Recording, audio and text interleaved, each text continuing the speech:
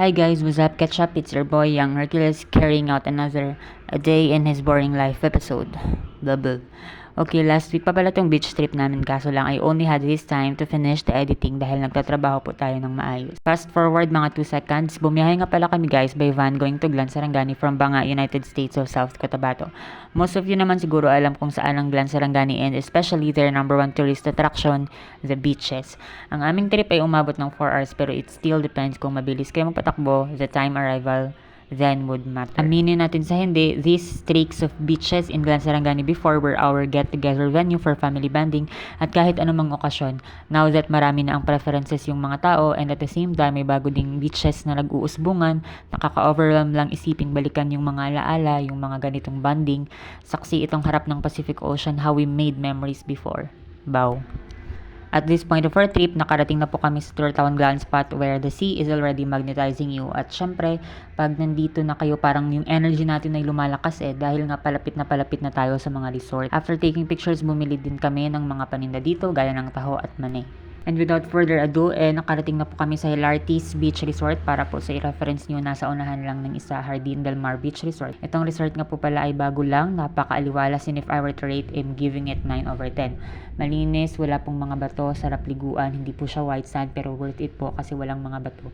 Lalong mas mag-e-enjoy ang mga bata dito. Very accommodating din po ang mga staff nila. At dahil gabi na nga kami nakarating, ito ang scene na bumungad sa amin. Sobrang nakaka-relax. Alam mo yung the moment you get out of the van, malakas yung hangin at naririnig mong mga along naghahampasan sa gilid ng dagat. Ang setup nga po pala dito ay open cottage at yung may room na tulugan. Sa case namin, instead na kumuha kami ng open cottage ay kumuha kami ng may tulugan kasi marami kaming batang dala, lalo na yung anak ko. At syempre, dinner time, simple lang nga po pala ang niluto namin. Sogbang isda, baboy, may adobong manok din, kinilaw na isda, at syempre, ang pangmalakasang paksiw na niluto namin. And after 3 seconds, voila, luto na. May cake din po pala kami kaso lang naapakan ng aming baby girl kung kaya't minodify na lang. At ito na nga, chibugan time with family, another quality time, kantuhan, at syempre kapag busog na, rest lang konti at ito pa, upo-upo lang, nilalasap ang simoy ng hangin na the best na therapy upang mag-unload ng stress. After 4 seconds pakatapos kumain ay di ko na napigilan na magmuni-muni at kumuha ng video sa dalampasigan. Habang papunta sa dalampasigan ay na-realize ko na ang sarap pala dito tumambay sa lamesa na napapagitnaan ng puno ng niyog. Apaka-relaxing. Sheesh! At eto na nga po pala ang dagat, napakasarap ang malamig na dampi ng hangin sa aking balat. Naks. Samahan mo pa ng huni ng mga alon tapos busog ka pa. Hay nako.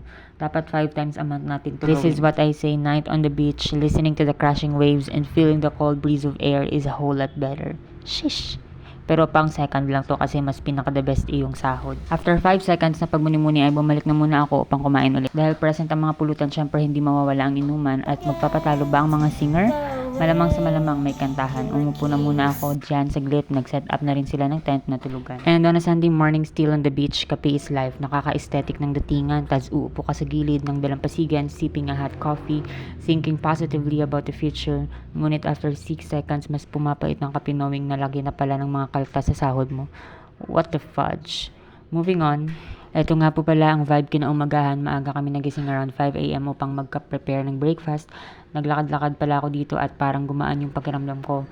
Roaming around the resort, dala-dala ko ang kape at muli akong sumilip sa dagat. May mga mangingisda na at nagsisimulan na ring dumami yung mga tao. At syempre nagtampisaw at lumangoy ulit sa dagat ang mga bata. Sobrang aliw, halos hindi na umaalis sa tubig. Heto na pala ako umakyat dito sa parang view deck. Sobrang ganda ng spot, sarap dito tambayan, magkape, chill at magkwentuhan. Apaka-smooth, very demure, very relaxing. Kaso nga lang medyo malayo lang kami, doon pa kami sa dulo kasi nga kumuha kami ng isang room na matutulugan. Pakatapos ko dito ay bumaba na rin ako upang bumalik at kumain ng almusal. I hear you taking the town again, having a good time with all your good time friends. I don't think that you think of me. You're on your own now, and I'm alone and free. I know that I should get on with my life, but a life lived without you could never be right. As long as the star shines down At syempre, uwian time na. Ito pa pala ang kanilang tulugan. Malinis at maganda. May aircon at CR na rin. Doon sa kabila ay medyo malaki din ang mga tulugan. At dahil medyo mahaba-haba na rin to, I'm wrapping it up. Again, this is Ilartis Beach Resort, Blan, Sarangani Province. Bye-bye.